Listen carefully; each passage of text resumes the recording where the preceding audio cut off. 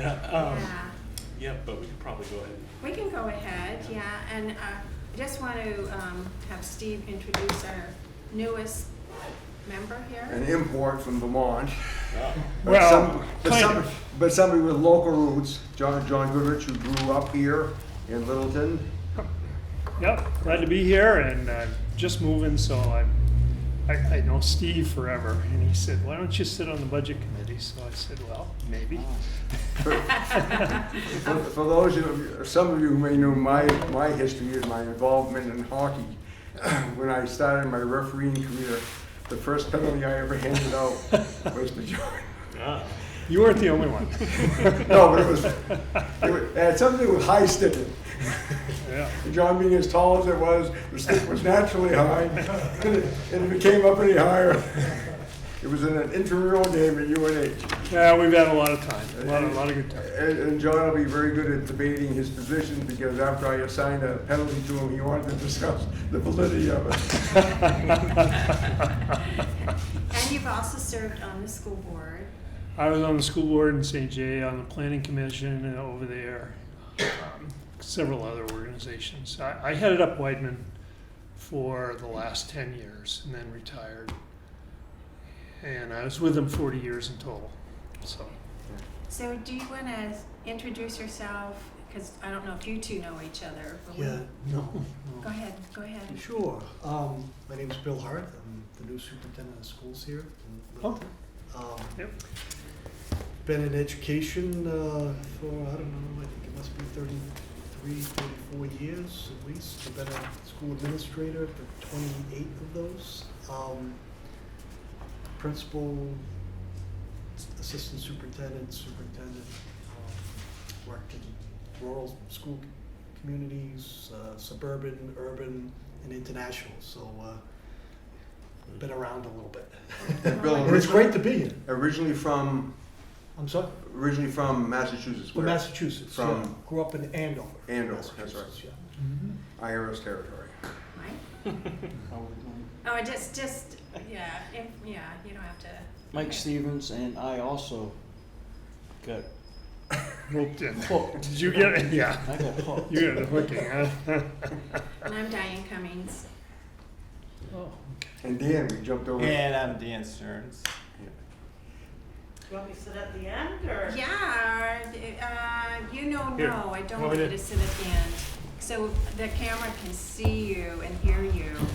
So, I'm fine. Thank you, are sure. you okay? As opposed to Or Thank you you got very me right much. to go that far, so I went this way. So Okay. Yeah, and I'm Andrew Dorset. The Oh, yeah, town manager. sure. Yeah, I know we've met. Well, I've been in the town office doing Yeah, town all the office, records yeah. and stuff, yeah. That's right. Oh, You're yes. building a house recently? I am. Yeah, I think that I got Joanna for you or something over a building Yep, permit. you did. Yeah. And this is Karen. I'm Karen Noyce, Finance Manager for the town. Been here over 18 years. Does an excellent job. Yes. All right. So we're going to open the meeting yet? Yeah, so this is the organizational meeting of the budget committee, so I'll open the meeting. We did. I was on the Um, Opera House Commission. So and you. we'll open the meeting and the time is, 4:12. 4:12. The clock is right. yep. So, And are you going to record it, Andrew, on? I could, yeah. You want me to? Well, Yeah, we need For, minutes. that little recorder, is that what you were talking about? Oh, Well, Okay. it's not on the cell phone. yeah, I don't think I've done it yet. There, voice. I meant to bring my recorder too. All right, this will work. Okay, budget committee meeting open at 4:12. Okay, with the opening of the meeting, I'd like to take nominations for chairman. And can anybody make those nominations? I you think can't. any of the members, so, Only the members. yeah. Right. Well, I mean, Are you gonna be chair? No, I would make a nomination. Oh. Yes, because when I've done this in the past, it will have the chair representative. I would like to nominate Diane Cummings for a position of chairman for this Second. coming budget season. Okay. Interesting. Motion made by Steve Kelly, seconded by Dan Stearns. And seeing no other nominations, so I'll close nominations. All in favor of Diane Cummings for chairman, say aye. Aye. Okay, the vote's unanimous. All right, with that, I'll hand over the meeting to the chairman. Congratulations. I think this is Thank you. This is a new era. It is a new era. It's definitely a new era. But it's a So, deserving one too, so. yeah, well, first of all, I think we all would like to thank you for all your years of service. We were kind of reviewing it before you got here. Steve has dedicated a lot of time and effort to the town of Littleton, particularly through the budget committee. And thank you very much for all that time. It's great. It's been a pleasure. Yeah. And an honor. Thank you. So at this time, I would like to take nominations for vice chair. So, I would also be happy to make a nomination. I would nominate Dan Stearns to serve as vice chairman of the budget committee. I second that, if I can. Are there any other people stepping in up for a nomination? No? Sorry, Dan. So, all in favor of Dan as being the vice chair? May I have a vote? Aye. Aye. Thank you. Congratulations, Dan. Thanks. So, Big shoes to fill. so this is sort of an organizational meeting, and maybe also a review meeting. It's an unusual year for us, and at the very beginning of each budget season, I kind of like to review where we are financially as a town. We had our vote in March. We had a lot of warrant articles passed, and just to get a sense of where we are before we start hearing any of the proposed budgets. We won't hear any proposed budgets tonight, but I've asked Karen and Andrew to review some different areas, the expenses, the revenues. Are we on task? Where are we on those? The undesignated fund balance. Also to talk about the TAN that the town took out, tax base, debt service, and where are we in those warrant articles that were voted by the town in March, because it is an unusual year with COVID, our taxes being paid on time, is our revenue streams, are they coming in? So I will turn it over to them. And before we do that, I think we want to rearrange the. No, I think that is your position forever. The camera will do you more justice.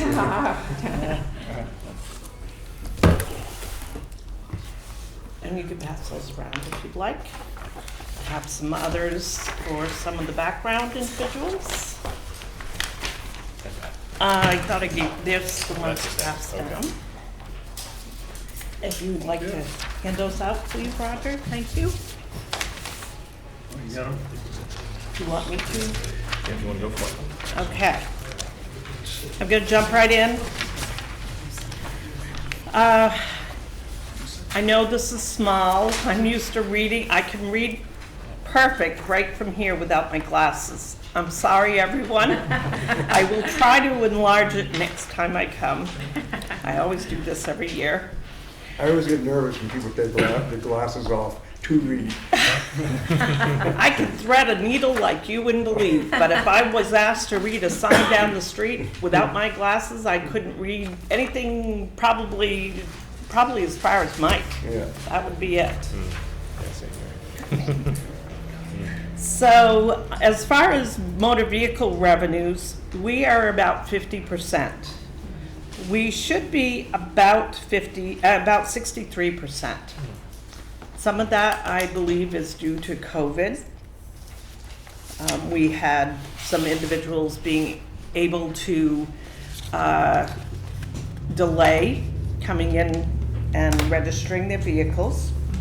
We're not taking walk-ins anymore. They're coming in by appointment. And I can tell you the town clerk's office is extremely busy with those walk-ins. A lot of the renewals can be handled by mail or online now. General revenues, we're at 44.8% of what we budgeted. Many of our revenues come in at the end of the year, like our rooms and meals. We might get some state aid by the end of the year that we had been planning on. So a larger portion of our revenues come in toward the end of the year. Sewer users, we're at 50%. Of course, we bill that out every 6 months, so we should be at 50%. Ambulance EMS services, we're at 58%. I also have not included in here about $100,000 worth of receivables that I expect we will be getting. We have more than that coming in receivables, but I expect at least 100,000 more coming in on what we have out there. Parks and Recreation, we are at 17%. That's a very low figure. Just remember, after-school program shut down. We had limited summer participants because of COVID, and we had no group sports like we'd had in the past. So that is a reduction. And I realize that Chris Wilkins has applied for a grant of about $60,000, hoping to make up some of the lost revenues. Haven't heard if we are going to get it or not, but there's an effort there to try to recoup some of that. Transfer station, we're at 79%. The transfer station has seen a lot more activity, especially during COVID. People staying home, cleaning out their homes, getting rid of stuff, redoing things, even businesses redoing their properties in order to meet guidelines. So that is the boost. It seems like there's a lot of new residents too, from what we're hearing. The MSW, Municipal Solid Waste, is up on average 25% right now. And the C&D is also pretty high up. Brian's going to do a brief presentation at an upcoming select board meeting, probably a second one in September, and he's going to speak about some of the changes that he's seeing and some things that we might need to do to start planning for some permanent change. And I think looming in the background is the expiring permit next year for the Bethlehem landfill and what that would do to Littleton taxpayers and transfer station users. So there'll be a significant increase in expenses for our transfer station. So we'll get more on that later. Under special detail, outside detail, it's 45%. There isn't a huge amount of activity going on there. You're not seeing the construction you've seen in the past, where they've needed to have detail. It's a little bit of a slowdown. Opera House, that is 21.9%. Remember, the Opera House has been closed and have had to have many events canceled due to COVID-19. The expenditures are also down in that area, but I wanted to mention the revenues. Parking meters, 38.8%, and this is also because we stopped collecting at one point during COVID, and due to the many businesses being closed along Main Street, there was less Main Street activity during those months that we were closed. Executive offices, 57.9%. Again, around this time of year, we would be at 63%. We've undergone some reductions, tightening up our budget. We also are getting some cost reimbursements through the Gopher grant and the FEMA grants. Elections, registrations and vitals is 59.61%. I'm just going to go through the percentages, and if you have a question, feel free to ask, or you can see the comment that I've made on the right-hand side. So that's 59.61, tax collecting is 57.64, financial administration's 50.64. a lot of my extra time or time I've had this year has been reimbursed by COVID. I've had over $8,000 worth of time that I put in on COVID grants and FEMA grants, and that can be reimbursed. So there is some savings there. Assessing is 57.02, legals 93.77. We've had some activity that's been up there. Personnel administration, right now we're at 70.42. Workers' comp has been billed for 3/4 of the year. So that is one of the reasons why that is higher. We do expect possibly some changes in workers' comp. We've been looking at our yearly reports and seeing if we're making some efforts in safety, and we have made some considerable efforts in safety over the last few years. Planning and zoning, 50.13. Governmental buildings is 56.28. Again, there's going to be some reimbursements coming through. Town insurance is 80.06%. We have been billed for the year. We do have some money set aside for our deductible if something does happen to cover those type of items, or claims that might be less than our deductible. Our deductible is $1,000. Advertising and association at 75.9. Most of this is attributed to town meeting, budget meetings, video cost. Other general government is 50%. This is the community building. Police department is at 57.95%. Dispatch, 66.42%. We have been billed 3/4 of the year. Fire department, 65.88. We have seen some reimbursement on COVID. We have additional reimbursements in FEMA funds that are coming in on that. And that number could be dropping because of the amount of funds that we're trying to get. Public Works Administration, 53.19. Highway Department's 45.19. They held off on hiring a full-time individual for most of the year to try to save some monies within that budget. Bridge and Sidewalks, 41.84. Street lighting hydrants is 41.84. Animal control is 33.49. Welfare, 78.31. Part of the costs are being reimbursed, so that number will go down once I get the payments in on that. COVID, the Gopher funds are covering a certain amount of months over your normal budget. Patriotic purposes, 45.04. Conservation Commission's 50.92. Library is 75%. They bill us quarterly. Debt service, we're at 75.62, and I want to note that the TransCanada bond is paid off this year. Yay, it's definitely. Sewer users operating costs, 52.08. Ambulance EMS service is 36.12, and we have had some offset by revenues, and some of the overtime and supplies are reimbursed through the Gopher and FEMA funds. Parks and Recreation, 55.36.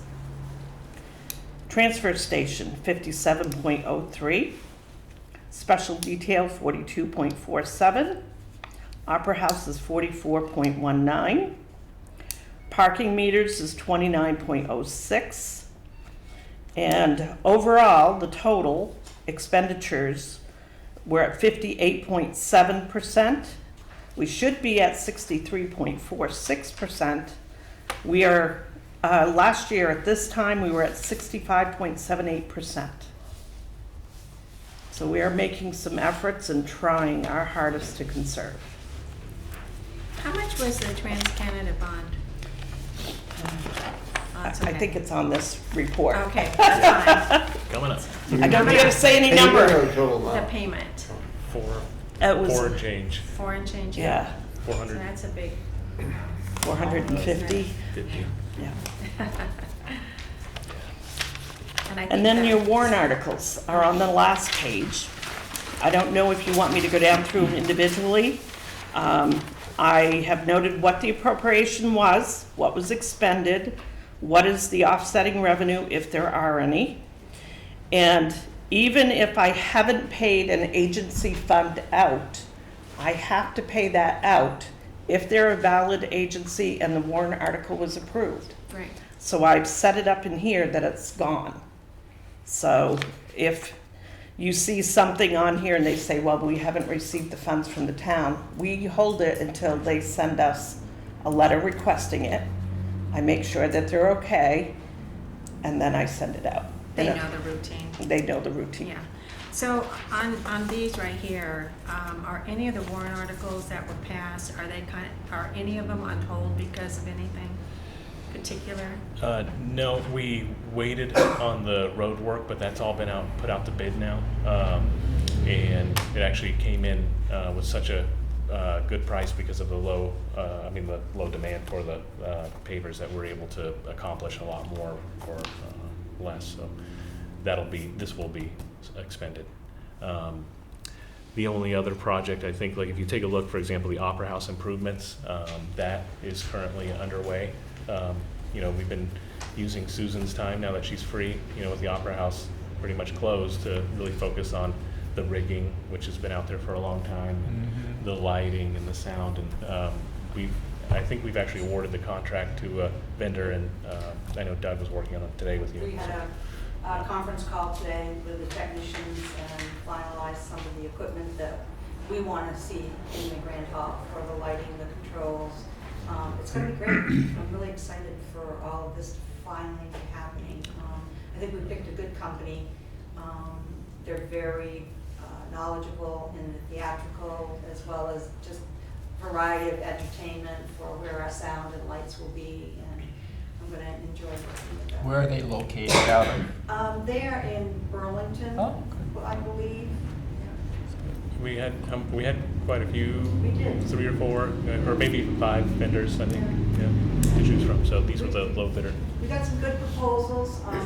Some of them I've been working with since way last year when we were first trying to get this whole project going.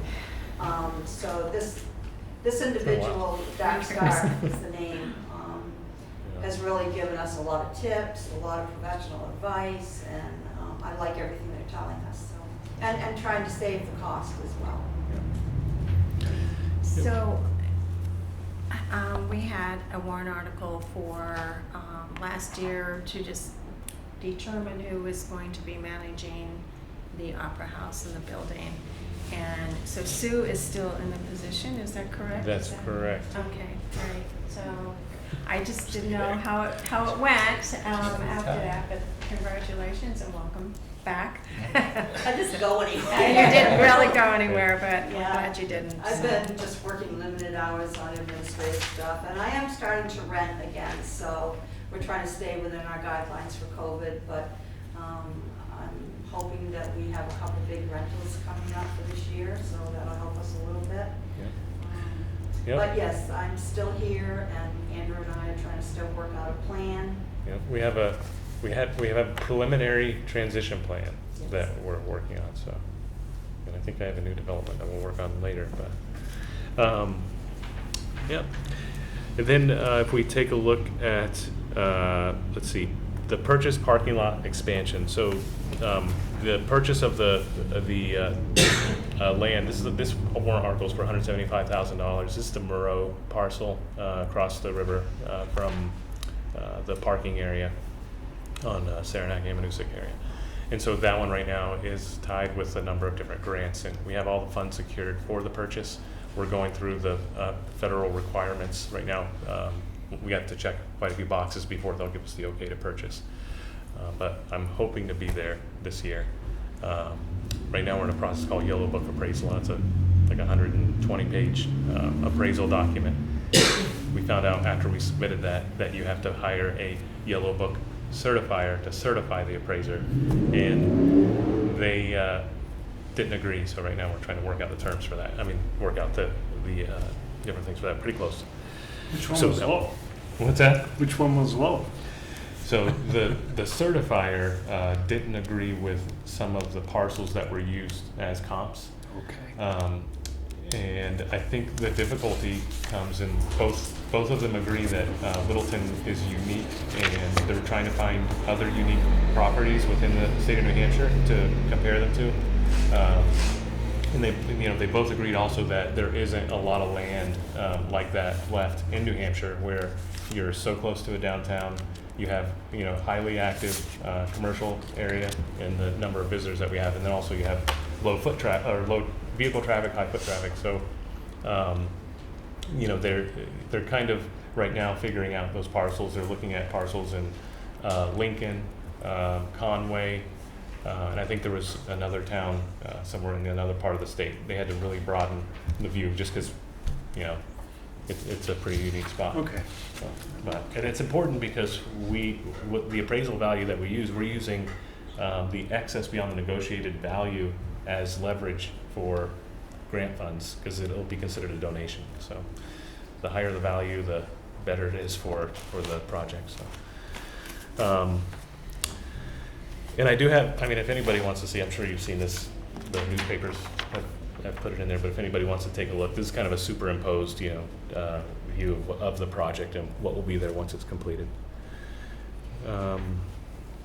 And also out there from a previous year's warrant article, I believe it was the year before, was the parking lot purchase behind Jack's Jr. And so we have purchased that lot. We are now just in the early phases of doing the preliminary engineering, and we're taking it slow to make sure that we can coordinate the parking plan with it, and we have to also remove that building, and the building is expensive, so we don't have the funds yet for that. So no freebies, no one came and offered No. to take it down, right? Unfortunately, no.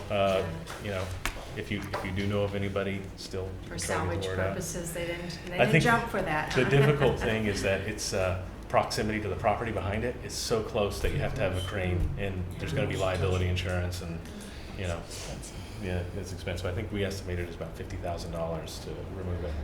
So Okay. yeah. And so we may consider bringing something forward this year for that removal of the building? We might. We haven't talked about it. I think, part of it'll depend on what, if anything's left over in the parking fund, because we want to probably try to utilize that.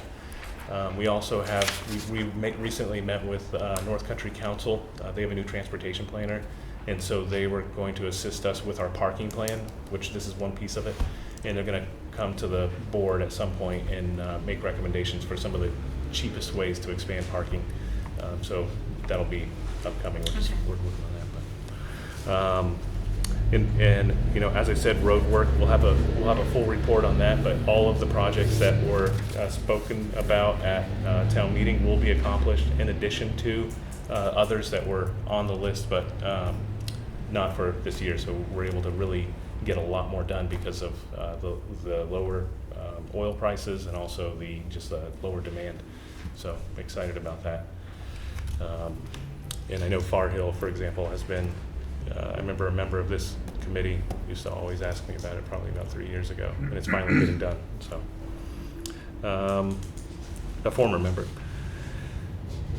Let's see, and I think everything else is underway. The Partridge Lake enhancement, so with that one, that one's underway. There's been a committee, the committee's met, they created an RFP, they released the RFP, they got a number of applicants, they reviewed the applicants, did an interview, and are ready to award the contract, but I think we're just waiting on the New Hampshire Department of Environmental Services to approve the language, the loan, forgiveness loan, and then also the contract. So that's in process. Yep. Any questions, anyone, so far?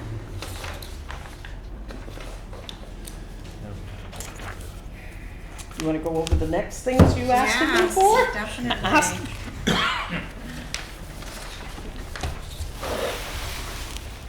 And hand that down that way. I tried to do 15 copies, so I had enough. This way.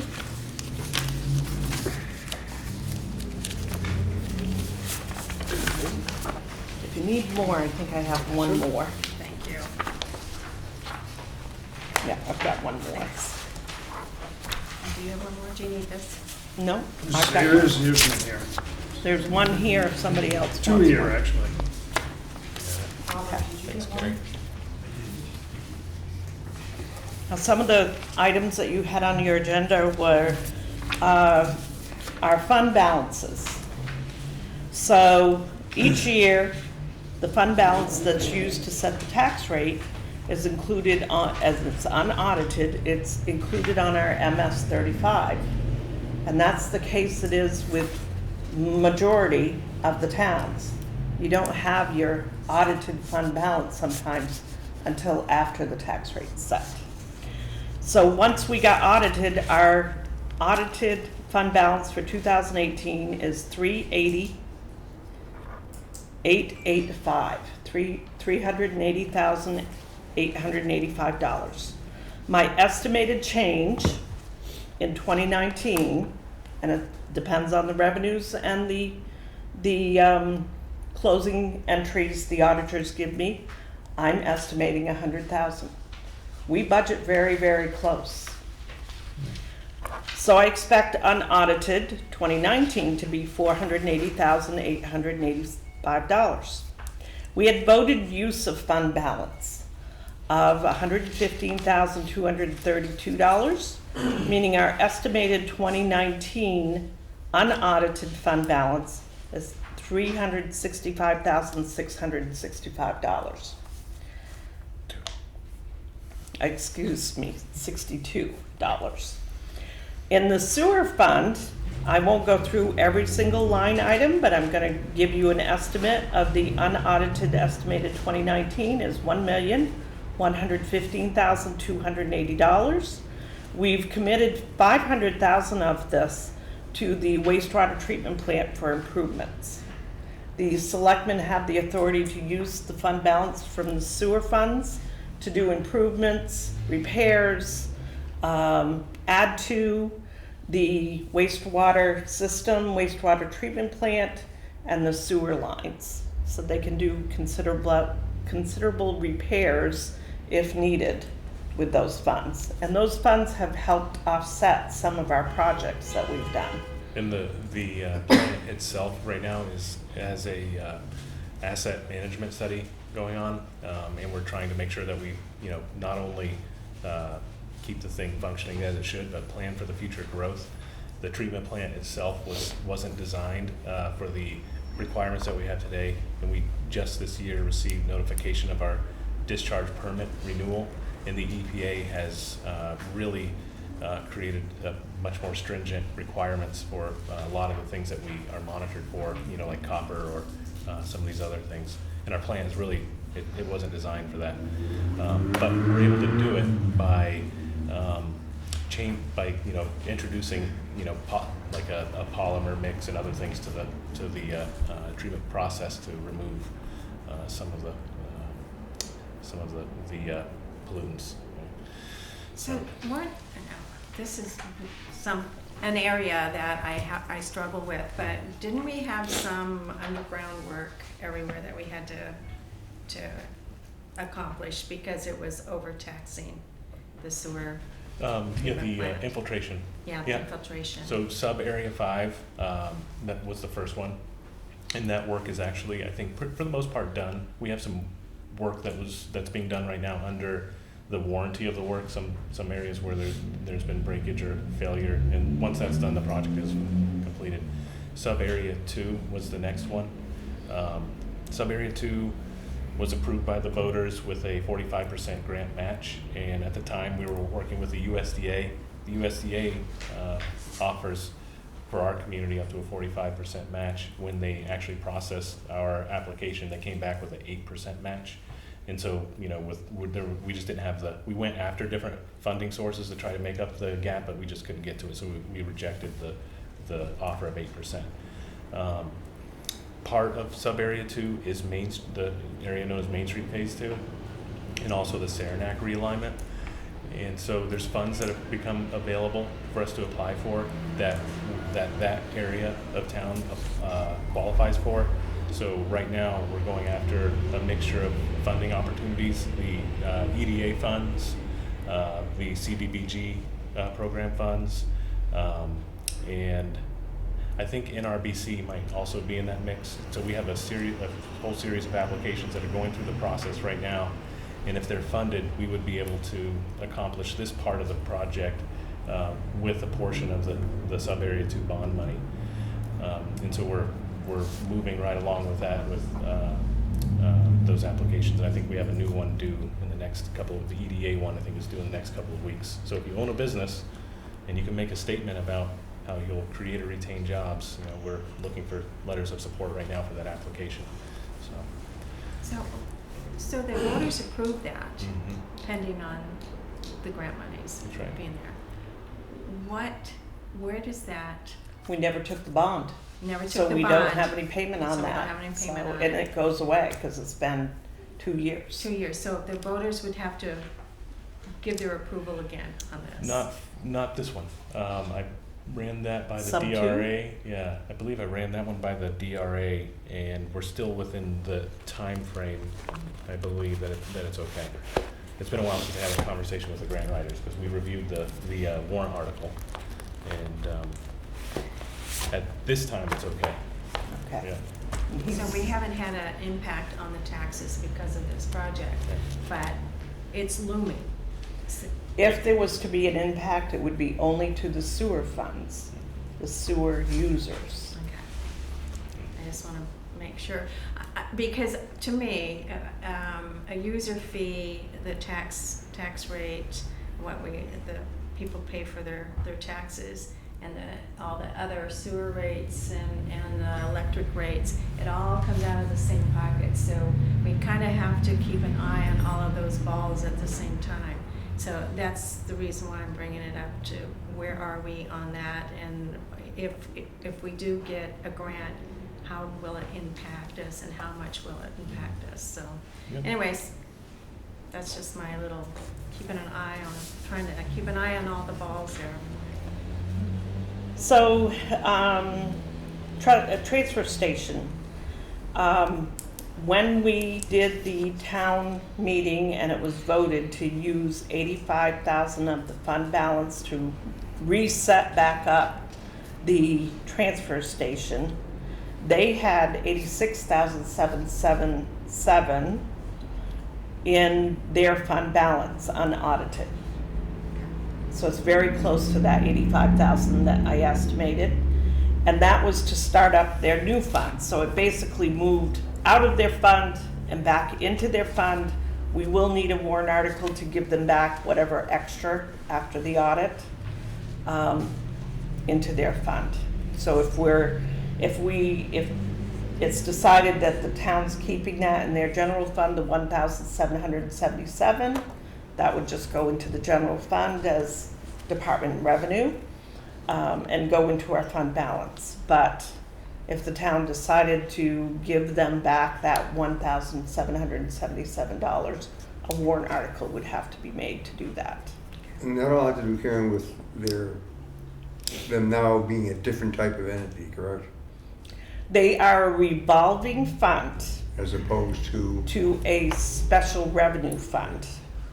A revolving fund means that their funds go into their fund balance like they always have, but it does not need to be voted on every year to use from that fund balance.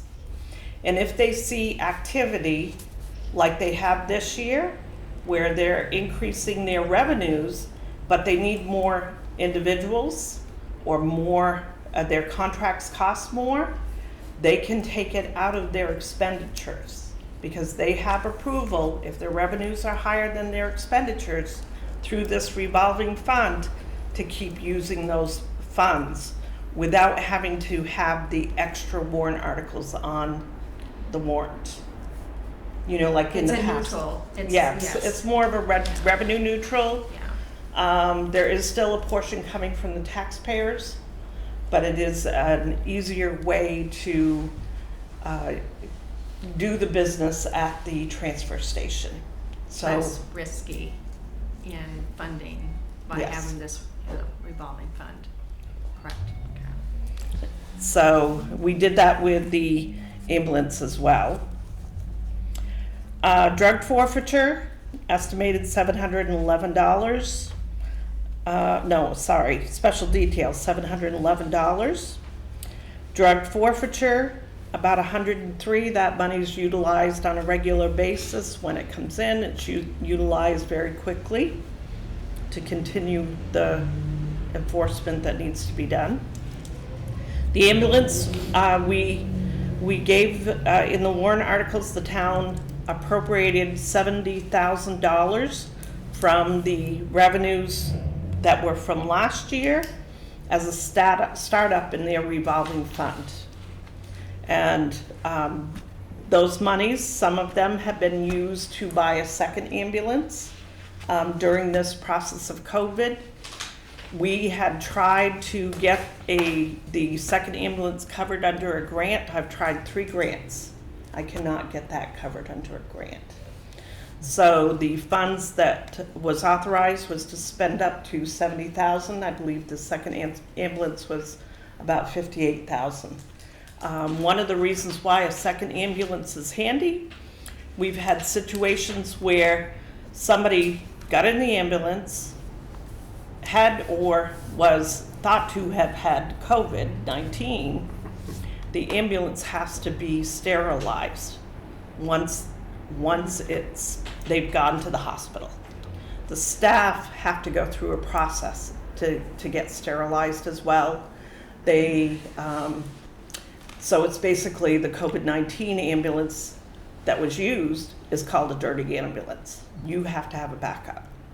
So you have to be able to, I know I wouldn't want to ride in an ambulance that I might continue. There's liability issues, but also just even for warranty work on the new ambulance, if it has to go out, one example is there was warranty work on a window, and it could take days. It did take days, and it may have even taken as far as a week, if I remember. We had to rely on mutual aid, and our call volume in Littleton is so high that the surrounding communities having to cover that, it really it's difficult. We did borrow an ambulance from another entity. I think it was Lancaster let us borrow an ambulance, and it got to the point where we were borrowing one for the different warranty work or getting different things fit into it, that they demanded it back, basically said, look, you've had it enough, we need it back. So we really relied on our neighbors, and they were grateful they helped us, but having a backup is absolutely necessary. So Call volume is going to probably be an interesting topic. Why are we so high? But not for tonight. But when we talk about to that department, that would be an interesting part of the conversation. And if I could encourage you to come to the next select board meeting on the 14th, the EMS commission, or just tune in and watch it at home with your popcorn. The EMS commission is going to do their 1-year presentation of the setup and how it's been going, and go over the different pieces that they were going to be able to audit. So everything from quality control to revenue. So should be good. It's the first year of the 3-year experiment, and I've heard people say it's nothing short of miraculous to be able to put a system up like that. And I forget how many days we had, 26 days, and then for it to be so successful within a 1-year time frame. So it's definitely something to be proud of. Parks and Recreation have roughly $56,532. This includes park project money, which is some playground donations, and dog park money. So there's a combination in there. It is all considered committed. Opera House. Right now it's a deficit of $2,700. I believe we're gonna come out of that very soon. We've had some expenditures over the past years when we first start up that were over the revenues. Parking meters, currently, 38,737. In this, out of this 38,737, actually before, I had removed the 15,000 that was voted at town meeting to use of this. So that's already out of there. Okay. So, So it was 48, went down to 33, now it's going back up to 53. no, it was 53 unaudited for 2019, 53,737. We used 15,000 of it. It will be 38,737. And then this year, there'll be some revenues, but I'm not sure how much for revenues. With businesses opening up, we should start seeing the revenue number climb up there. The question was about TAN. We took a TAN June 1st, 2020 for $2 million. The interest rate was 1.1%. Estimated cost for 3 months interest was $5,425. Part of that is to be reimbursed through COVID as well, because our revenues have been down. They will accept a reimbursement for a portion of the interest over what we had budgeted. But we will have to pay the 2 million back. It's just the interest that you. No, we have to pay the $2 million back. Yeah, I know. I mean, but we're not gonna get grants or anything else. No, Okay. only for the interest we Okay. will get a Only portion for the of it. interest, yes, Yeah. okay, yeah. That's quite an interest rate. Yeah. I know, I was just, Yeah, we were talking about that earlier, wow. Yeah. If you could do that personally, you could make a living off that. Pretty soon they're gonna pay us to borrow money, Yeah. The curiosity on that, though, on the TAN for $2 million is it out of the ordinary that we have taken that amount out for No. TAN, or is that just an annual situation? There was years we Basically. did not take Yeah. TANs when we had some considerable amount of money in our fund balance. When we were setting aside money, a portion of money to pay the TransCanada, at one time we had it like a couple of years that we were able to collect some funds and set that aside. When we were doing that, we did not have to take a TAN. But when we're down to 500,000 or less, we have very little to use when we run into those times we need a TAN. And remember, we're working almost 6 months into the year before our first bill comes out. but you also have the school money that We you're are, still sitting on. yes, but we're also paying the school. Oh, yeah, which is going down, but yeah. So, But at the beginning of the year, you have roughly half the school money yes, that tapers off as you yeah, approach as we mid-year. pay them and pay our own expenditures, it But dwindles as you down. will explain, well, it's a cash flow issue is really Yeah. what it is. Yeah. Nonetheless, Yeah. nonetheless, Yeah. we look at the interest rate and we say, oh, well, that's not bad, but it's not always gonna be that way. And how do we get out of the habit of having to take a TAN?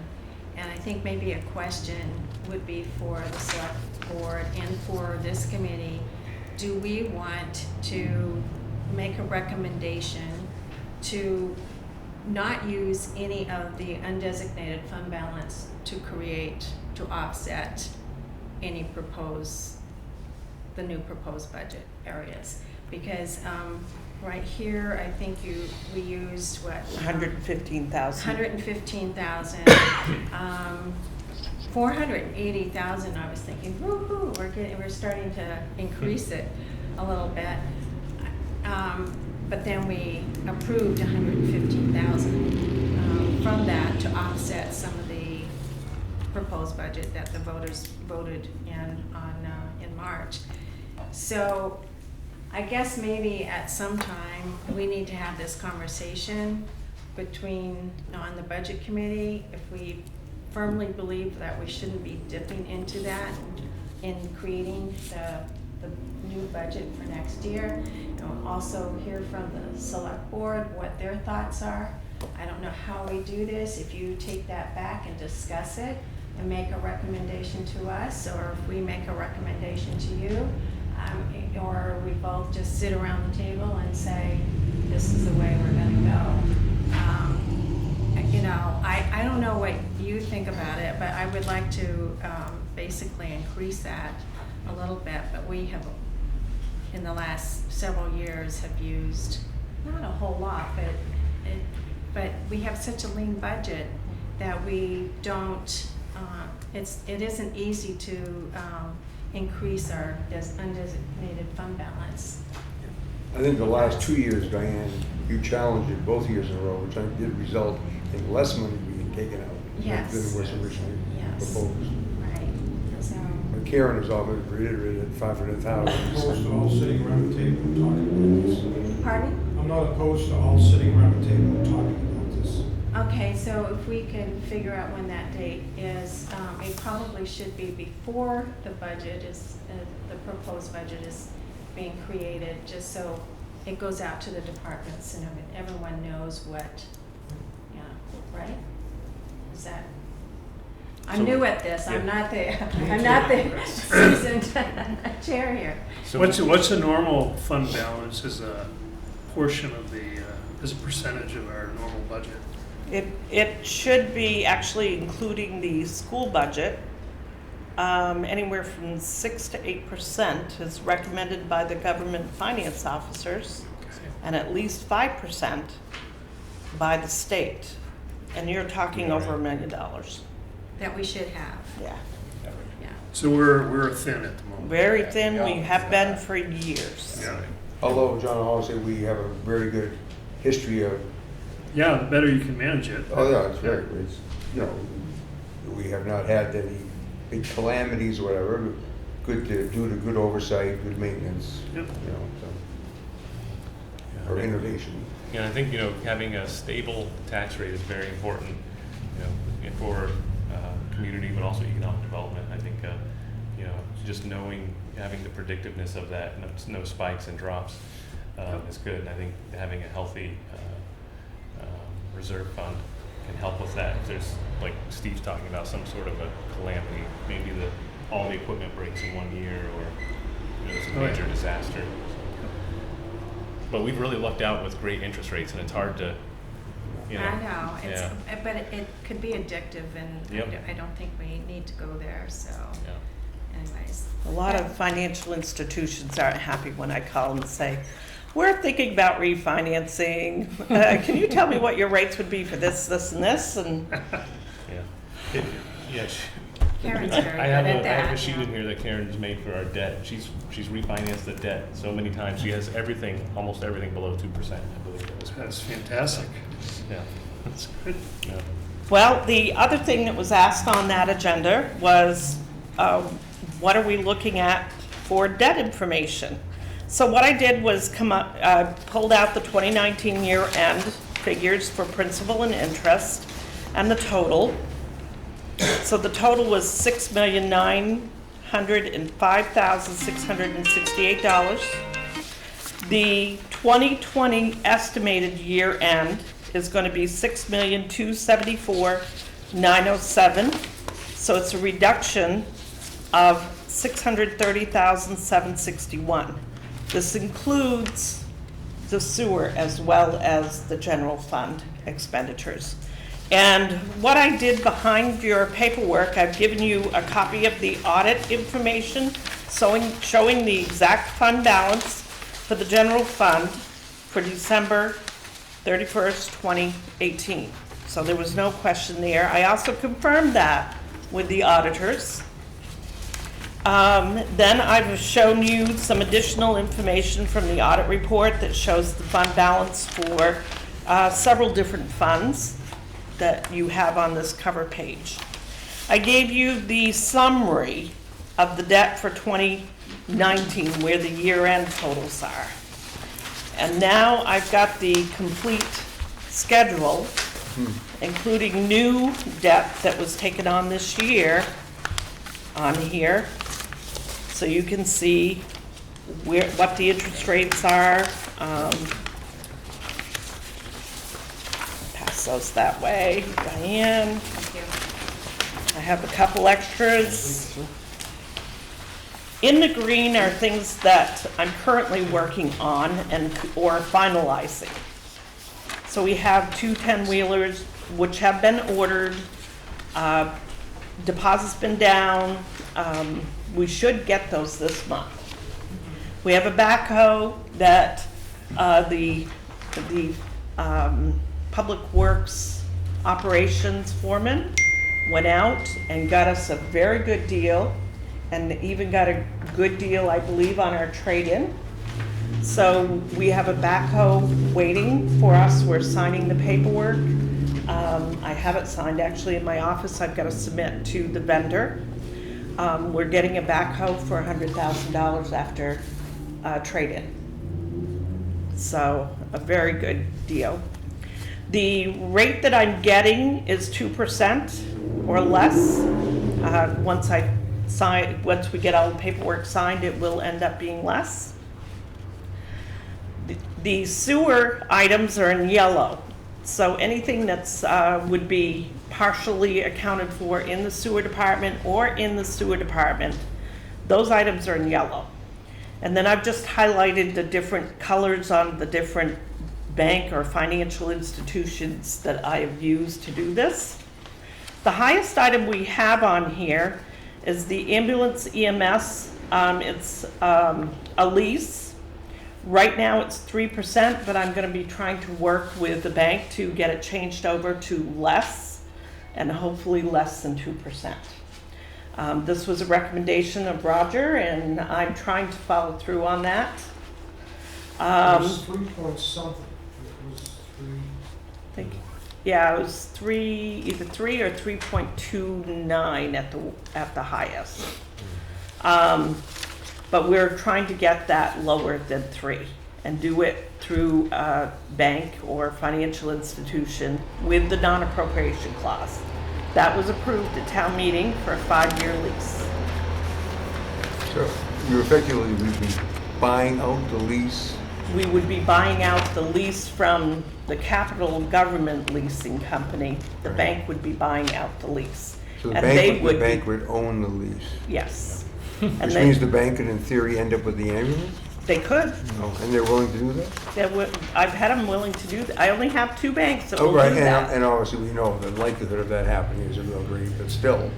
Steve, that's Well, an option we should have considered during the EMS commission, is a bank-run EMS system. So that's, But they've done We may it still. yeah, with makes the sense. 10-wheelers and the other trucks that I bought in the past. That's what, And I have 2 banks that are willing to do that. I've had other banks that said, no, they don't want the non-appropriation clause, they want to stay right away from it.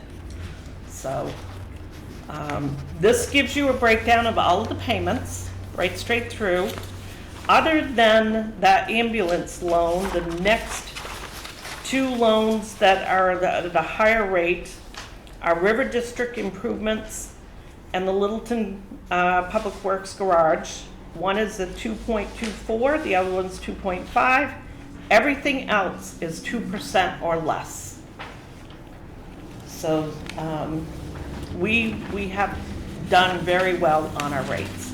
And then you can see the last page on the very left-hand side gives you your totals. Again, the items in yellow are sewer related. so if you review this and you have any questions, you certainly can send them off to Karen or through me, and we can get the answers before the next meeting. We always invite questions from the budget committee members, so Karen can follow up with the answers before the next meeting.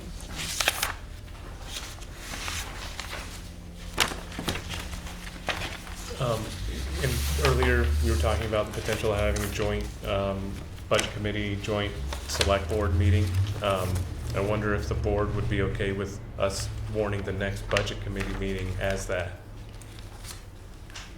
I'm fine with it. I mean, I was gonna go over the meetings because the proposed meeting schedule, I actually don't know who created it, but with the semi-monthly meeting schedule, I'm thinking, we've never done that before. It's kind of new. How can we make it work? What are some of the suggestions? And I think by having the meeting with the select board, it would, at the very beginning, would be very helpful. So we all are on the same page, we have the same goals, and then we can go through and review the proposed budgets as they come to us. I'm just gonna, when I first started on the school board many years ago, one of the first meetings of each budget season was with the select board. And it was Bert Angerson and Bill High and who else was it? George, yeah. You know, we would look at the tax base, we would look at the revenues, we would look at, you know, if the revenues were gonna increase or if they were gonna decrease for some reason. We would take all of that into account. And we also sat down at the same time with the school board. It was one big happy party there. So, and we all looked at it and said, okay, this is what we could possibly increase, like a 2%, 1%, flatline 3%. What's going on? What big projects do you have? What big projects do you have? And we all, at the very first meeting, looked at the big picture and kind of came to an agreement of what we could accept as a budget increase. Did all the department heads give their information to the town manager? Because I'm thinking that we would have to include. Well, I think at the time we were just looking at the revenues and the expenses, not the proposed for the coming year, but just where we were. And if we had to adjust, we adjusted. But then that number went back to the department heads. And then there had to be some negotiations. This department, if they really need, I don't know, I'm assuming there were some negotiations between the departments. So the town, in essence, could come in at that percentage increase. Provide an overall direction. Yes. Well, I don't know if you all want to do that, but I feel that at the very end of the budget season, I am saying no to things that I am really in support of, but it's just the overall amount that's killing me. And, you know, I don't want to be the one that's making that big final decision that we're going to cut this, or we're not going to support something on the school side because the town side's up, or we're not going to support something on the town side because the school side is up. And, you know, I think you all know your departments and your needs, and you are the ones that can kind of go back in and say, you know, we're not going to have to prioritize, and this is the priority this year. I think the budget committee kind of sets the goals in one way, working with everybody.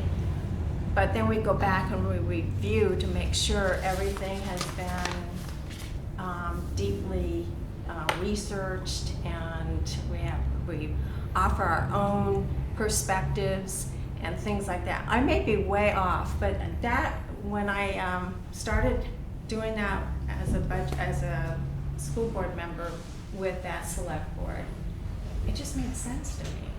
Communication goes a long ways. Yeah, I think it just helps in the long run, but I don't know if any of you want to do it that way. I think especially with COVID, and we're not really sure where things are going to settle, it's Yeah. going to even be more important. The other component, and I guess you should bring Bill up, I mean, because of personalities on both the select board and school board, and probably on the budget committee too, at different points in time, the school has been a bit non-communicative with the rest of the town. And so here, 3-4 years ago, we actually had a warrant article that actually mandated, if you would, that the school and town meet at least quarterly, encourage the town manager and the superintendent of schools to have lunch on occasion, if you would, to keep each other up to speed on what's going on. And maybe the main part of it was that there should be a meeting at the end of the third quarter or near the end of the third quarter, calendar quarter, where the school would share their year-end numbers Yes, for June 31st, like of this past June of 2020. Karen would have her 3/4 or 2/3 of the year numbers for the town, so that they're very much in keeping with what Diane is saying, so that each entity knew where the other one was and then had a chance to exchange some ideas about where we were going. This year it's been a little bit different because we have had some of those meetings, and Tom Mengels has shared some of those numbers. We didn't end up, or we're not, well, we maybe not even actually quite at the time that we would have that official meeting, but to a couple of the meetings we've had in the last 6 weeks or so, he's at least given us some of those numbers, but that's another piece of it. Well, the other piece too is to actually make sure that the budget committee is included in one of those meetings. And that particular meeting was always supposed to be before the tax rate was set. And it was with the school board, it was with the select board, and it was with the budget committee. And because by that time, we kind of knew what the tax rate might be. There'd be speculation, and sometimes, you know, it goes up and there's a spike. And if we're all sitting around the table at the same time, the selectmen can say, we can, against my hopes, we're going to use the undesignated fund balance to help offset the spike. And the school board would say the same thing if they could. You know, everyone did it if they could. But it was, we're all sitting around the table together trying to determine that and put the, you know, the taxpayer in the best light possible at the time. But there's so many components to this. I mean, there is. It's, you know, it's difficult. But anyways, I would love to have that meeting with the select board, and maybe we could have the meeting at the same time with the school board, or if you want a separate meeting, I don't know, what would you prefer? Well, I mean, my suggestion might be just to take a look at the whole cycle and maybe develop a proposal for the meetings, and I can bring them back to the school board and say, you know, maybe that's where we could start with just a collaboration on what a calendar would look like and what meetings would be part of that calendar. Yes, that would be great. And part of the calendar has always, in the past, has always included not only meetings with the select board and with the town manager and the finance manager. We also met with the school, but those were always later in the season, and it was kind of difficult because we were kind of flying blindly on one side. We only had one headline. Let's put it that way. And, you know, because we didn't know what was going on on the school side. And here we were making decisions on the town side without having the big picture. And all I'm trying to say is we need to have a view of the big picture first and then start working from there. So maybe, should I suggest Andrew and Dr. Hart get together, and maybe a selectman also, or school board member, and try to figure out how we would like to do it. But I would like to set the meeting with the select board, and the school board is also welcome at that time. So, Yeah, we could notice it. I mean, if the school board was interested in doing it as a joint meeting, then we could notice it as a joint meeting.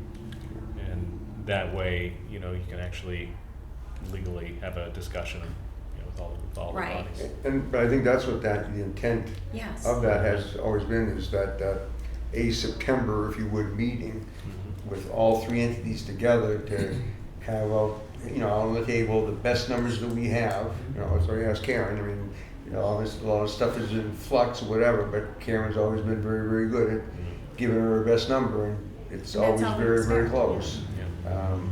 Tom, a little bit more reserved in that respect. Tom is, but you probably know Tom well now. He doesn't like to get ahead of himself at all, and I always keep reinforcing with Tom, we're not looking you overspeak. Just give us the best, your gut feeling for what you have based on the numbers that you have, and Tom usually eventually will come up with those numbers. But it's nice to have those numbers before you go into the budget planning, so you don't do a lot of work on spending money that you're not going to have, or that won't be supported. Oh, yeah, and making me vote against something I really want to support. But by that time, the budget's so big, So that would be September, 10th? Is that, The next one? yeah, is that the next I one? have September 10th. Yep. Yeah. September 10th, so Thursdays, and we have always met separately with the school board to just hear their budgets. And if we can manage, I'm sending this out to the budget committee, if we can manage just semi-monthly with the town, then the alternating Thursdays, perhaps we can have the school board. So we're not a Tuesday, Thursday, we would just be Thursdays. Would that work for you guys? Yeah, I think if we can keep to, the two meetings a month with the town. And if you have any suggestions on how, I think Steve and I were talking about it earlier, how we can possibly make it work is if we can get digitally some of the information ahead of time, but have you bring the hard copies. But if we can get it a week ahead at least, or a couple days ahead at least. A week. I knew. A couple of days ahead of the meeting, so we can actually review it, and then maybe you won't have to go item by item. We can ask you the questions, or you can just do the high points. What I'm hoping this time is possibly having the department heads do more of their own presentation rather than me. As you know, I may not be here. Right. I am not here as this role next year. Which will be in the middle of usually our budget season, so. Well, in that regard, maybe you could present an overview of the department's, the insurance, let's say the insurance, health insurance rates are set, and there are gonna be some changes in what some people take as a policy. There always is. So that's in there too. But if you say, well, insurance costs are gonna go up 5%, and this is what it's gonna be, I don't know if you wanna do it by department, or if you wanna just do it overall, but give us some sense of it, and then we may not have to talk about that as we're going through the different departments, and they can talk about the new things that they're adding in. Yeah. So, I don't know, is that I will have insurance rates, usually they're right around the 20th of October. okay? So I should have those. I'm plugging in a number. I'm plugging in a 10% figure at this point, only in the proposed because I can't do it in the default. Do I think it's going to be 10%? I hope they'll not. I hope not, because it's been running less than 5% every year. Last year it was 2.2%. What's our history like this year? I mean, has it been there's nothing catastrophic that's been, Nothing for over insurance, like- 135,000. Okay.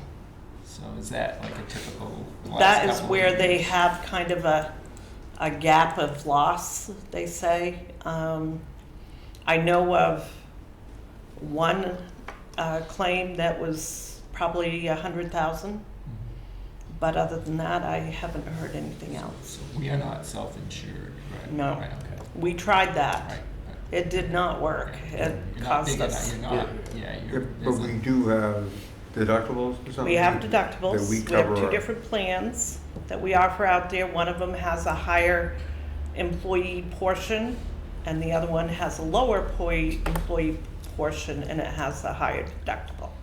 Right, So- but the town does cover a deductible on all those, yes? No? On some of them we Some, do, that's right. not all I- of them. No, so we're self-insured in that fashion, where we, But not overall. No, And no. we have- And we have I know last year you talked about a wellness component or a education promotion type thing within the town. Yes. employees, and is that ongoing and continuing? That's ongoing.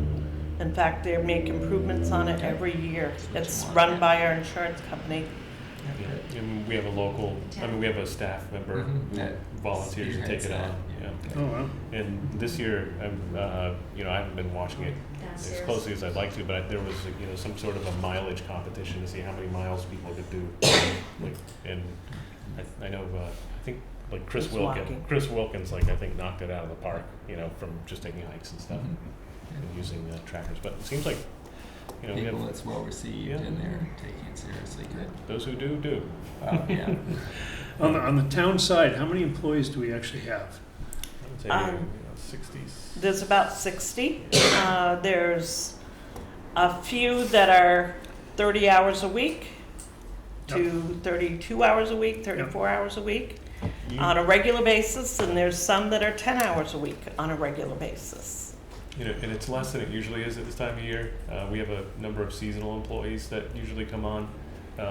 We didn't bring a lot of those on this year.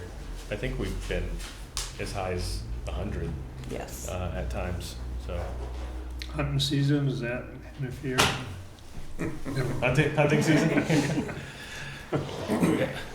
When the snow flies, we have some mandatory, I get vacation more time, deal with so. my car. She's running Two. 2 out of 3 years. 2 in Oh my 2 gosh. years. 2 out of 2 years. Yeah. John, you ask some people what the four seasons are, it's not, winter, spring, summer, and fall, it's hunting, fishing, Oh, yeah. sugaring, and Yeah. haying. Oh, yeah. Yep. And budget season. So our next meeting is September 10th, and that would be with the select board, and you'll let me know if the school board would like to join us on that. I think it would probably be an overall discussion about, our budget, our tax rate, and all of that. So, and maybe some numbers on the school side. Yeah, so Tom is actually, is requesting to have an extension on the end of year, reports. So I'm gonna guess by the 10th, we're not gonna have that. Which year, Bill? What's that? Which year? Yeah. It's, so, And when does school start? I'm sorry? When does school start? The 8th. Yeah. So that- Yeah. So I'm just saying that the 10th might be a little early for us. I don't know Yeah. if there's any flexibility with that. I'm sorry, I should have. I can get you Robert, I can get you a PDF too if you want. Diane, with school starting the 8th. Oh, is school starting the 8th? Yeah. Okay. They're probably up to their elbows in alligators. Yeah, I think that's the hardest part too, is if we know that you're starting school and everyone's, getting back into their classrooms, and this year is gonna be particularly challenging on that. So just whatever you think, just let us know, and we will let you know what our conversation was with the select board as maybe a guide for the school as Is well. there a consolidated list of or what about a listserv for all the committee members? Because I don't think I have it. There should be on the town side, there should Right. be a list One- of all of the Yeah, one committee thing you want to be members. careful about is like if I email my board, for example, any board or commission, then I actually just blind carbon copy my 3 board members because it's illegal for them to actually hit respond. And that way there's no accidents, because if you, majority of the committee discusses any committee business outside of a public meeting is considered, so if you do, like, for example, send out, broad information, just to probably encourage you to do it, like blind carbon copy to that list. To the Okay. list of the group. It's good for me too, as a reminder. We can't discuss it through the emails and posted meetings. So, I can answer questions Yeah.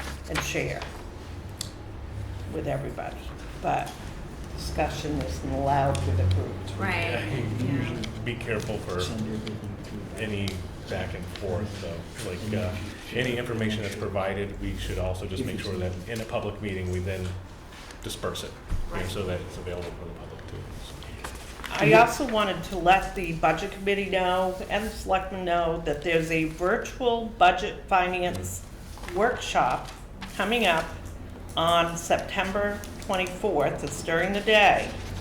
And if you want information on that, email me so I can forward you, Or better yet, let's just send it to Diane and she can get it out to the whole Okay. group. because you need to register for it. Okay, Well, and I think we have access to resources that are specifically for budget committees. Do we have a handbook probably from the New Hampshire Municipal I Association? can get some, And might be they, important for new members or anybody else who Yep. needs one.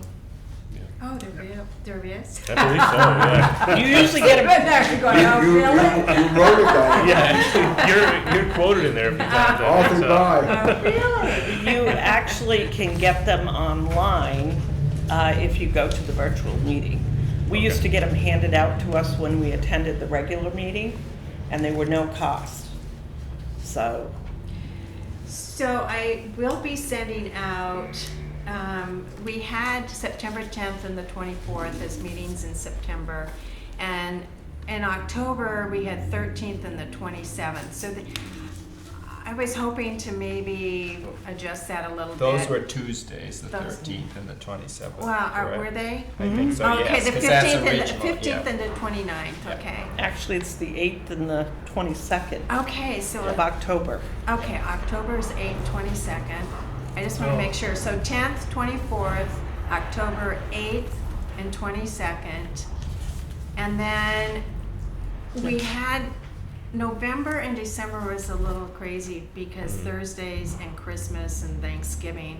So I was hoping November 5th and 19th. Is Yeah. that a, Yep, those work. so 5th and 19th in November. And then I think in December, was it the, what is it?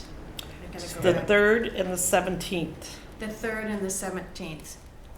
So October again was, October is 8th and 22nd.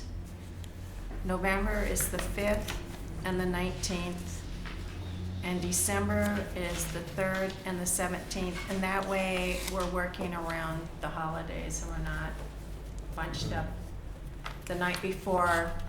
Steve's saying it's Christmas Eve, can you meet? And the dates in September, Diane, are, 10th and 24th.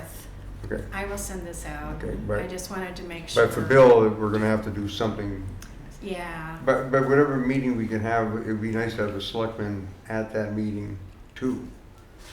right.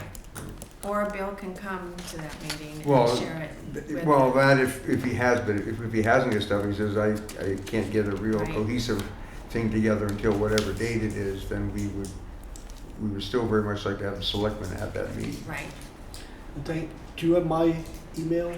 I do not. You want me to just give you Pardon? a card? Is that- Or Does whatever. it have Boston If I have College in one? it somewhere? Yeah, yeah. That's okay, don't worry about it, you can just. No, they were quick, we got one. Thank you, Whoa, geez, a fumble. Backfield. thank you. And I will send you the information about the budget Yeah, committee. been recording. We for have two 9 other minutes. members that aren't here tonight, but they will be. Shane is on vacation and John has strained his back, so he isn't here tonight. So I think, is there any other business? I was just gonna go over a Oh, quick, sure. kind of economic profile. So each year, yeah, P person too.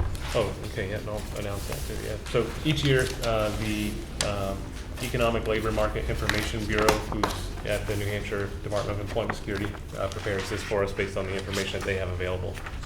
What's the source of their information? If we used to put this so- together, just for, I mean. Yeah, so when you get to each page, it'll have a citation of where the information's from. So Okay. some of them are from surveys, and then Okay. some of the information is the same information they use to do. So this is the group who, when you see an official unemployment number that they announce I'll get over the one. radio, Here. talk about the stock market, they get their numbers pretty I good can get it anytime. from this bureau. Okay. So that's the official Thanks. one. But it's not necessarily Littleton residents, it's the area of people using that office, is that This more one, accurate? this would be Littleton specific. It is? Yep. Okay.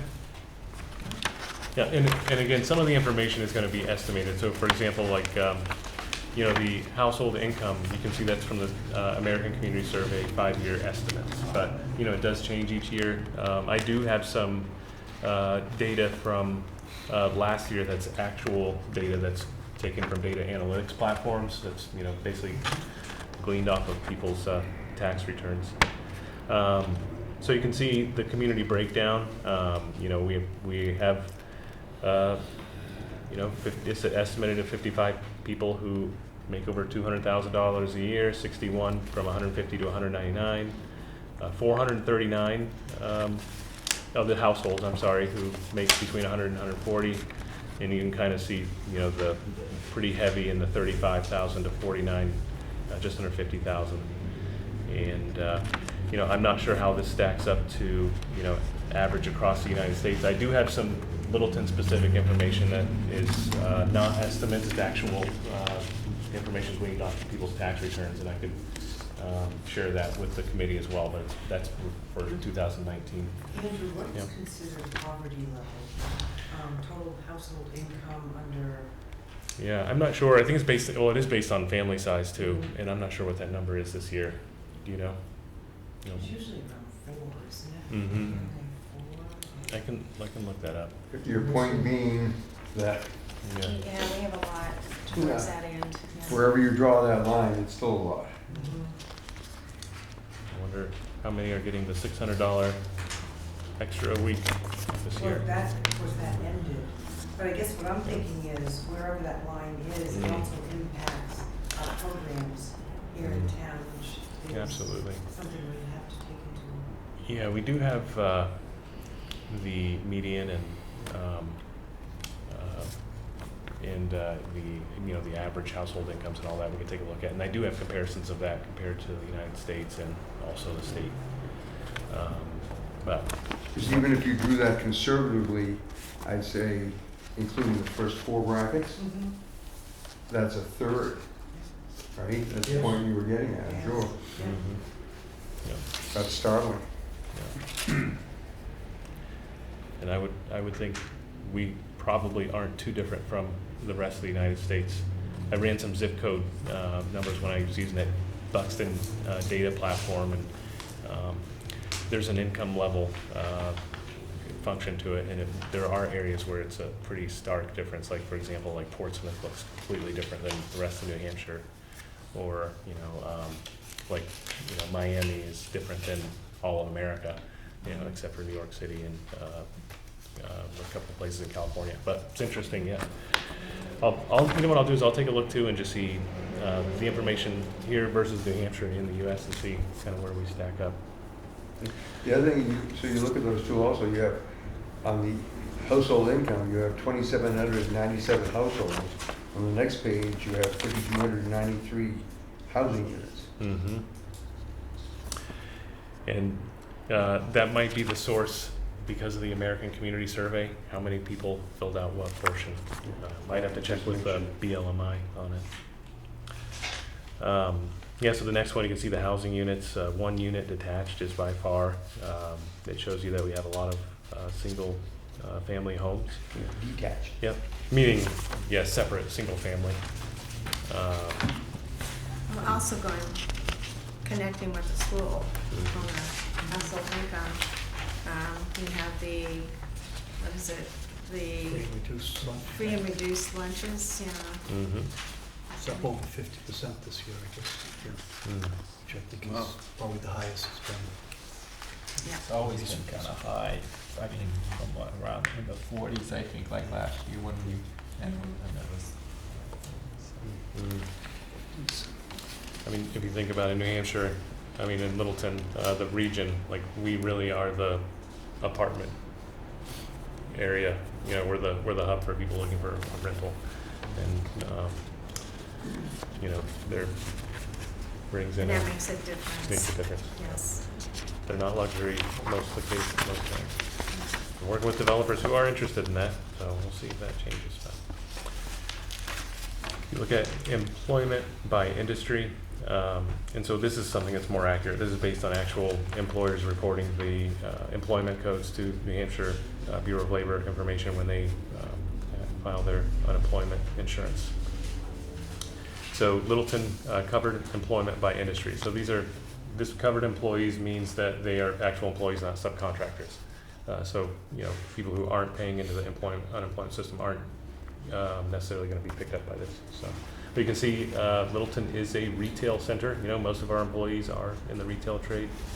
Next is healthcare and social assistance, manufacturing, accommodation and food services.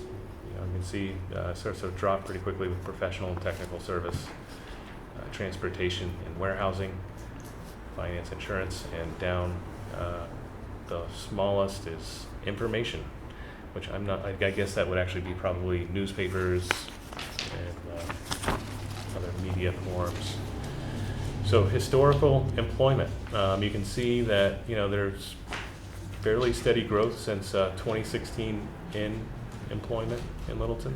Andrew, can we just jump back to the Mhm. employment by industry? It's interesting that there isn't a category for tourism on here, or that sort of. Tucked into retail.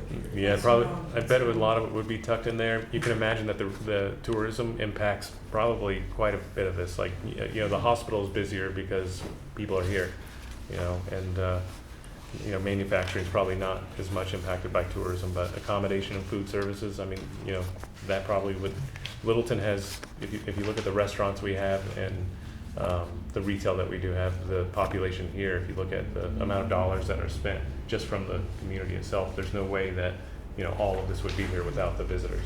So it's a benefit because it gives you access to stuff you would normally have. And the retail trade, you know, the wages for that are reflected back here.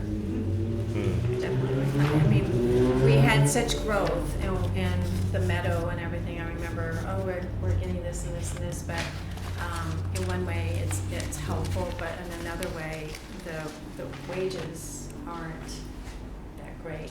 No health insurance, those types of things. Some retailers do, like for example, I know the bookstore, I think they provide health coverage, and you know, there's some employers like that, but Small they're percentage, benevolent. yeah, small percentage.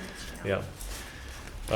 And I mean, you know, on that point, like LIDC, they're a real benefit to the community, and they, you know, right now are working. There was a warrant article, I think it was 2 years ago, to provide the 40 acres to LIDC at no cost, and right now they're actively working to with the industrial park expansion. The road's going in soon. We've been collaborating with them on that. So I saw that in the paper. so those jobs are usually.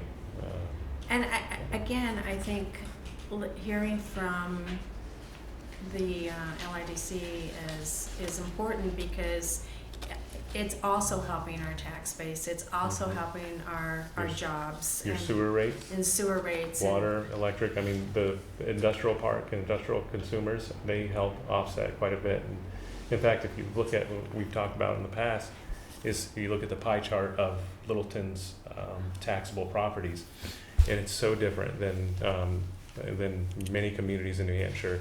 The tax rate itself is greatly subsidized by manufacturing and commercial retail and the hydroelectric facility, so that it also requires, you know, some of those things do require more services too, but Yeah. you know, the hydroelectric facility not much. So it's a real benefit I forgot to have it about it. diversified. Fabulous pie charts. Yeah, you love those. Can I have another one? Yeah, bring I one. mean, I think we should follow that from year to Yeah. year. Yeah. It's so important because it's such an eye-opener of what, you know, where our tax base is really coming from, our support, our tax. So, And we'll have an In updated mind. one. It should be, I would think, in October. We'll have our assessment data. We have to usually wait for that to be completed. And I do expect there to be some change in it this year. You know, I'm just going to go over a little bit about the building permits and them as a sign of kind of what's happening. There's a little bit of, you know. okay, all right, so we'll get a pie chart Yep, eventually. you will. Okay. Yep. Thank you. As long as he provides pie with it. We can do that. We can do that. I'll give the kids something to do. Make a pie. So you can see the employment chart is, you know, there has been some good growth over 2018. You can see that total private plus government has grown by, you know, roughly 200 jobs. And if you see, most of that really, you know, is in the private sector. So that's good. I mean, if you think about government employment in the town of Littleton, we really have, I mean, we have the Army National Guard, which it seems like they're every day now. We have the town, we have Water and Light, we have, what else is here? And I think there's also some state agencies like Health and Human Services, Social Security. Social Security, New Hampshire Employment Security, so. Where do teachers fit in this? Teachers, they do Yeah, in government, yep. Yeah. And, but it is interesting to see that most of the growth is not Yeah. in government, it's Yeah. in private sector, so, yeah, that's where you want it. One is, one grows the tax base, and the other has a little bit of aggressive factor, yeah, so. You can look at the historic unemployment rate on the next sheet. You know, this one's interesting because you've heard about, you know, the V recovery. So with this, when you're looking at unemployment, maybe you call it the A recovery. So these numbers are only to July or at the end of June 20th. So you can see that there's been a drastic decline, and I imagine when we get next month, we've reached out to get the next month's numbers, that's going to continue to drop. In fact, you know, there's been some, I've had some discussions with the area employers, and there's a need for employees, and there's an artificial, it seems like an artificial minimum wage in Littleton because business is so strong and there's a demand for employees. So it's good information, good to see. So Andrew, I gather there's a 1 month lag when these come out. Is that what it is? Yeah, about that. I'd have to see when I got this update, but it's about a month lag. Yep. The information is released and the stock market usually reacts once the entire, And Littleton reports. well, not just, so this information goes to the feds, and then the feds release the, Yeah. you know, nationwide. But this is the official agency who produces those numbers. Yeah, and we're lucky to have an office right in Littleton, so. So unemployment statistics, you can kind of see where we were at, you know, 2.5% in July of 2019, August of 2019, 2.6, and you can kind of see on that trend in December at 1.9, you know, January, you know, we have some probably seasonal activity, and then COVID. April jumped up to 23.7%, May down to 19.6, and June down to 15.3, and I think that we're going to see some significant, I think the ending of the $600, you know, may have some kind of impact here. There's talk though of a $400 Well, that's check in coming. place, I believe, It's in right? place now, yep. And we have a, I think it's maybe every other week call with the White House. They have a government, local government service where we connect. And I think there's talk about changing it from a set fee, they're gonna bring it down. And eventually it's gonna be, they don't wanna just cut it off immediately, but they're gonna turn it into a percentage of unemployment instead of a flat rate. And I think eventually it'll be faded out. That's what sounds like the overall plan is. You've heard about how Littleton is the only town in New Hampshire that's getting younger. That doesn't mean that we don't have a good mix of age groups, though. You can look at the next slide and see we have our largest group really is the I think that's the, if I'm right, 55 to 64 is the largest group.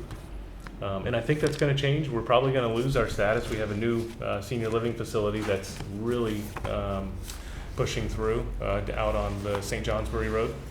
The It permits are started? all in place. I met with the developer and the property owner last month, and they're full steam ahead. We've been collaborating with them and their engineers, because they're going to hook into our wastewater collection system, and there's also some fire requirements and water storage requirements that they'll need to do. But their investors are moving full steam ahead. So That's good. yeah, some good tax base there. Yeah, it's Sewer and water a. got straightened out for that project. The system. It looks like there's going to be a force main system that they will have to pay for. It looks like there's a pump station that we have that was originally designed, I think, specifically for the hospital's use, and so that's going to need to be upgraded. And these are all costs of the developer. There was an option that they could do an on-site, and it may have been cheaper, but it sounds like it may have also been something to slow the project down, which is something they want to do. So, That's good. yeah. A lot of services will build up around that. A lot of other industry will build up around that. So it'll attract a lot. So that's good. Yeah, and it looks like it's a premier facility with on-site, recreation and a number of different features. So it's not subsidized, and they'll be paying a full tax bill. So great news. This next one is the property valuation. So this is kind of what we were talking about earlier. If you look at Littleton's steep drop, this is the quite controversial drop last year. That valuation's still there, but it's been removed and put into the form of a pilot, a payment in lieu of taxes. The Great River Hydro is our largest taxpayer. They pay about 25% of the tax bill, and we entered into a tax stabilization agreement. I think it's turned out to be even better than we expected for the community. Part of their assessment is based on the energy futures market that's released by FERC, the Federal Energy Regulatory Commission, and those have been in a steep decline. And so this is really, we would have had a tax spike based on that movement. And this Is there an income averaging or a rate averaging aspect to like that? an imputed? So there's some top and low kickers built in. Yeah. So okay. it's a So tax it's rate. adjustment when you cross the threshold. Yeah, and in order to get into the agreement, I had to have some detailed meetings with them to talk about future projects in the town of Littleton and show them, basically open the books, so they could say, how likely are we to hit this, that number? And I think the number was like an equivalent of like a 26, Okay. a tax rate of $26 or more. And then we also put in some additional, for our own protection, we put in kickers if they change. For example, they filed for a permit, I believe, to put in a low flow meter at the facility. Once they actually do that, it'll kick in an extra $100,000 during the period of the agreement. And there's another function in there. I can't remember the details of it. It'll Okay. kick in another $100,000. Okay, so yeah. And what's the duration of the So it's a agreement? 3-year with a 2-year renewable, I believe. All right. And we'll be negotiating again probably more sooner than we think. Yeah, I've had a meeting with one of their representatives probably about 2 months ago, and one of the things that we're exploring with them are they haven't really participated much with the community as far as community development. And so we just had some preliminary discussions on part of their permit requirement is actually that they monitor and adjust use of the reservoir to reflect the recreation of the community.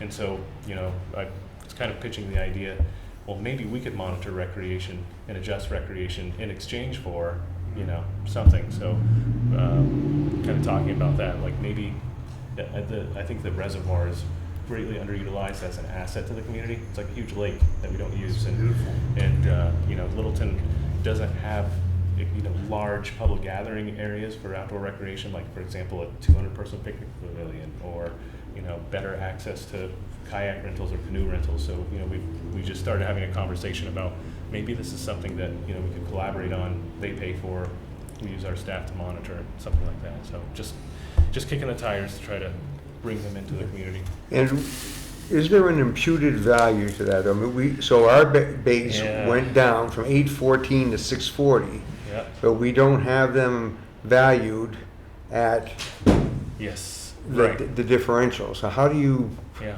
so depending on how you do it, I remember we went through pretty deep with this last year with Skip.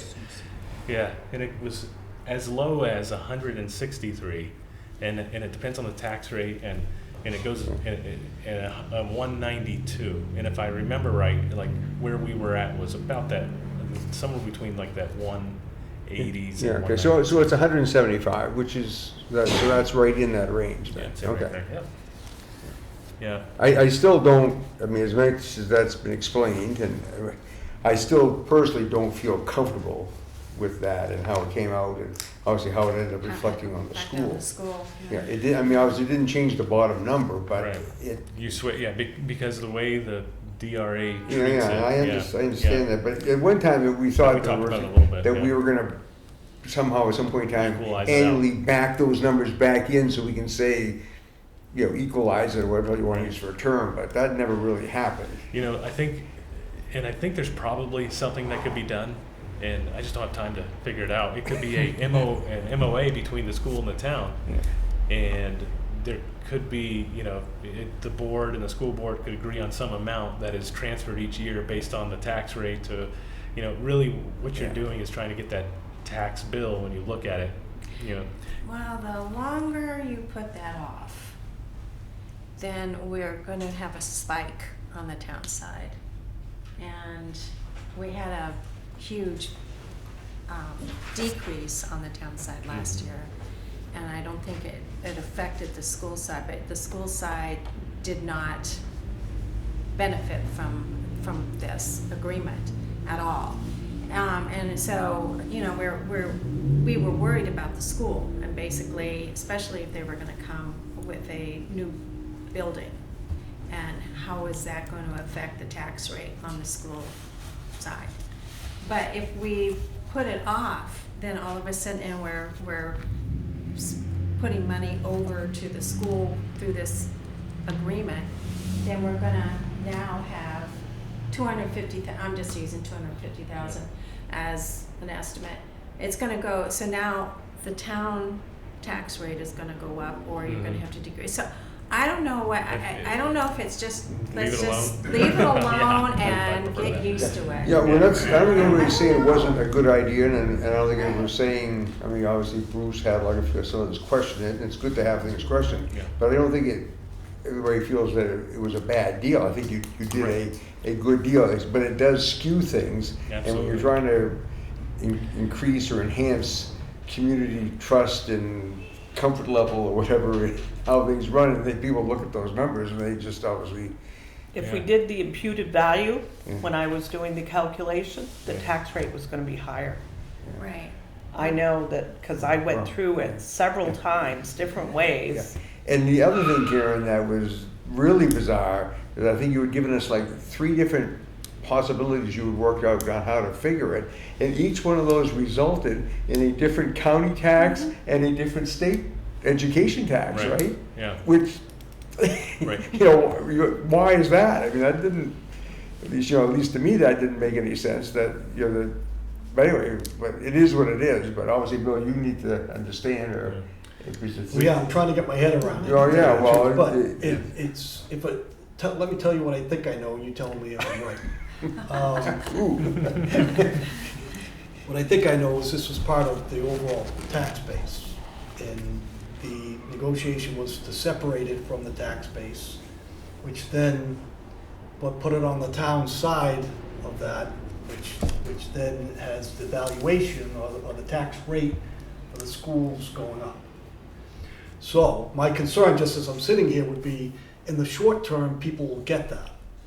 5 years from now, when we're saying, what's the tax rate for this school, this school, this school, and that school, and what's the tax rate for Littleton? Then people are going to say, well, that seems way out of skew, right? And will they remember So how the it- immediate impact, Yeah. where everybody kind of knows what the deal is, you're probably not going to have a problem. But you're going to probably have a problem 5 years from now when there's different people sitting around the table and saying, how come this is That would, Yeah. I mean, I might be completely No, wrong, no, 'cause I'm I just, no, I Now, think you're. you know, you're I right. guess it's like the SAT scores when they adjusted them, you know, years ago, and people are saying, you know, they've forgotten about it. But we did a report. We did a report. I mean, they adjusted the SAT, right? Right. They did. And well, anyways. So, but we did a report last year. I don't know if you've had an opportunity to read it. We actually took how many? 7 school districts that were of similar size, And structure. and structure. Same structure. Maybe not in the North Country, but spread out throughout the state. And I remember Steve saying, well, the superintendent saying, well, you know, we're so much lower, even with this, we're so much lower than what the other school districts are paying for. Is that right? So I'm not sure, even with the new tax rate on the school side, that it's still gonna be lower than a lot of the surrounding communities. It's still gonna be lower than a lot of the other schools in the state. I'm not saying that's right or wrong, but I don't think it's gonna have a shock value or an impact that we've, you know, spiked up really high. So, I mean, I know that it seemed unfair, and a lot of people think it's unfair. I just don't know how to resolve Yeah, it. but what it definitely does do, though, is the percentage of tax dollars. No, that's not the right word. The tax rate on the school as for collecting taxes off your house or whatever, as opposed to the town tax rate collecting dollars off your Right. house, is significantly skewed. And I think that's got to be out of whack with regards to most any community that you would look at in New Hampshire. So, I don't know. I guess I would let the school 60, board and the select and board and the town manager try County to and state. figure that one out, Yeah. if they wanna address it in a different way. And, you know, I mean, something that we could entertain next time with the More Dam Committee, there's a committee that assists with this, is to look at when the next pilot, if they want to enter into a new pilot, is negotiated, if the language itself inside of the pilot can have the payment, instead of it going just directly to the town, if it could be broken up by some percentage to school in town, because really what happened was, since it didn't address it, you know, it was interpreted and told to us by the Department of Revenue Administration that, you know, you just have to receive it as a cash payment and it has to be credited against the town. So, and that's what created the situation. I know some people thought I did it on purpose, but it was really just, you know, It was so calculated, yeah. I mean. Yeah. If we can start a new So it's 20 conspiracy theory there. It looks like it's 20% of our tax base, so that's a lot on one entity. It used to be 50. Oh, I know. Yeah. Well, folks, it is 6:00. Is there anything I was else? just going to give you some other. I don't have anything else to hand out, but I was just going to tell you a little bit more about the economy real quick. Just Okay. it's not in the magazine this month, but it's on there online in the Business New Hampshire. There's just some good articles about New Hampshire, even compared to its surrounding states. So there's a good article on construction and is how bright it looks, and we're seeing, and just to say, and there's another one, even COVID can't stop construction, and another one, banks prove Granite strong. And there's some good information about how New Hampshire's doing better than most because of, you know, our governor and the way that he's handled the situation as far as the shutdowns and the reopening, and more people are just back to work, and it's having a pretty good effect. And just locally, I have just had some, you know, building permit information, and just based on permit fees, you know, like the entire year of 2019, we had $3,000. We have pretty low building permit fees, as you probably found out. Yeah. So we have $3,000 in revenue for the entire year, but this year we're already at 2,700, and this time last year we were at 2,400. So, you know, it's small amounts, but it's reflective of what's coming in. You know, like, you know, just recently there was Do you wanna hand a those beat out? last. This is actually just each year. Oh, okay. So I don't have copies for Oh, everybody. that's fine, that's good. So, Just a and there's- verbal exchange. yeah, lots of, and there's some exciting stuff out there. I've talked about it, but I think that we've had our fifth development team come to look at the Hitchner property, and tomorrow will be another one, and actually a new Yeah, one, what property? the Hitchner Chapman Okay. property. And there's developers that have been very interested in exit 43, and then a lot of infill, and they're all kind of raring to go. Jim, I don't know if he's allowed to speak about it, but we have scoping meetings coming up with developers who are applying for access permits onto state roads. So there's some, I think, really game-changing stuff in the works, and I'm optimistic because nobody's, besides the ones that are getting building permits, they haven't signed on the dotted line yet, but good things are happening. So.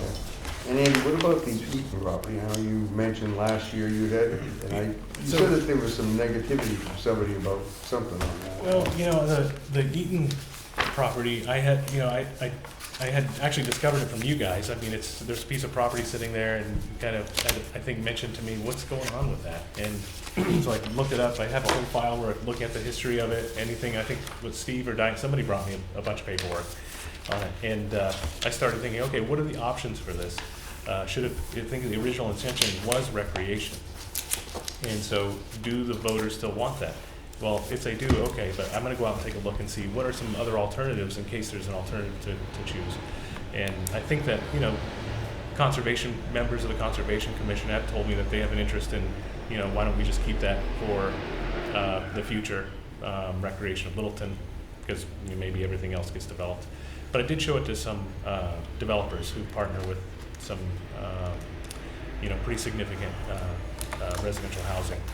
And they do high-end housing, and they took a look at it, and they said it didn't quite meet what they needed, mainly because of the approaches. The homes that you would use to access, the homes that are in the location that you use to access the property, they didn't feel were at a certain level. But there are, and I don't know how far I should actually pursue that. I feel like maybe it's something that the community itself needs to get involved with, maybe a future warrant article to decide, does the community want to keep this for recreation? Do we want to sell it to a developer, or do we want to do a joint venture with a developer to ensure we get the type of properties that we want? The only thing to say about the recreation part of it, the anticipated recreation demands at the time that was purchased were significantly greater than what we have seen happen over the last 20 years. Mm. I mean, that is just, you look at how much is Remick Park used, how much is Athol Cronin, those places were being used at maximum capacity back then. Well, today they're being used at, 25, 30% capacity, whatever it is, it's small. So I mean, that has certainly changed. And as I kind of joked, I mean, it was very difficult to get the town of Littleton to buy it. It'll be more difficult to get them to sell it. Yeah. Once That's they true. buy something, they don't. Oh boy, we hold on to it. No kidding. Yeah, we have a few parcels. But I would think that there's, I mean, we bought that property for $100,000, $1,000 an acre, and and the one that you do remember, Andrew, I told you, whenever that is developed, the first street up there needs to be named Michael's Walk. That was part of the agreement. Really? Which that agreement, I'm not sure where that paper is, Right. but I probably have it in that folder. Was that Michael Eaton? Yes,